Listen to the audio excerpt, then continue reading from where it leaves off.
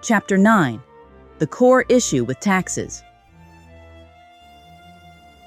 To briefly review, the narrowest wealth gap in modern U.S. memory existed in 1980, when the largest portions of U.S. tax revenue from the previous 40 years came almost equally from taxes on salaries and companies, and the remainder from excise and estate taxes.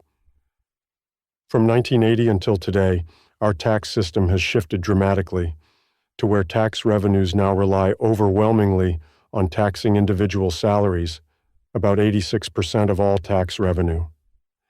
And in the mere 40-plus years of shifting the burden to taxing individual salaries, the wealth gap has returned with a vengeance, now reaching rates not seen since the 1920s, just before the Great Depression. 10% of the population now owns more than 80% of the nation's wealth. It is said that mathematics is the study of patterns and relationships in the common language of numbers. While statistics may be interpreted, plain numbers do not lie. It is beyond dispute that our progressive income tax system has enabled the wealthy to secure larger shares of the national wealth, all on the backs of middle and upper middle class workers. And it is important to understand what drove Congress to shift our system in such an unjust direction.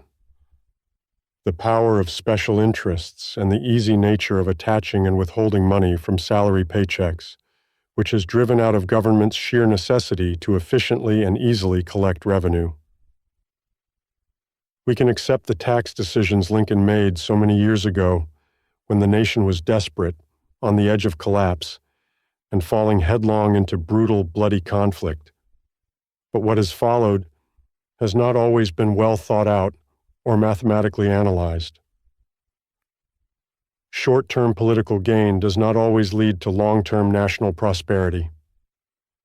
Let us look now with clear eyes and full hearts and recognize that taxing salaries via individual self-declaratory, self-prepared tax returns and corporate self-declaratory, self-prepared tax returns are not the best means for the federal government to collect revenue.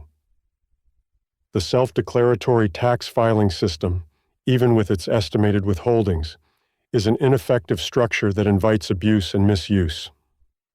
Let us not forget Plato's warning in the Republic, where he stated, "Where there is an income tax, the just man will pay more and the unjust less on the same amount of income."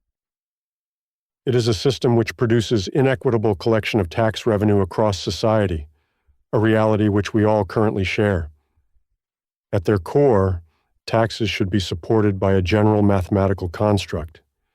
They are most effective and fair when collected from the widest base of elements possible and with no exemptions, allowing taxes to be levied at the lowest rates possible. This should be the ultimate objective. It is time to demand the elimination of a tax system that unduly burdens the salaried worker while benefiting the privileged few. It is time to find a mathematically just replacement. A replacement tax system that uses the power of modern technology to collect taxes in a truly fair and equitable manner. A tax system that would, in a natural state, foster meritocracy and bring the wealth gap back into proportion. A tax system that could return the American dream to the people.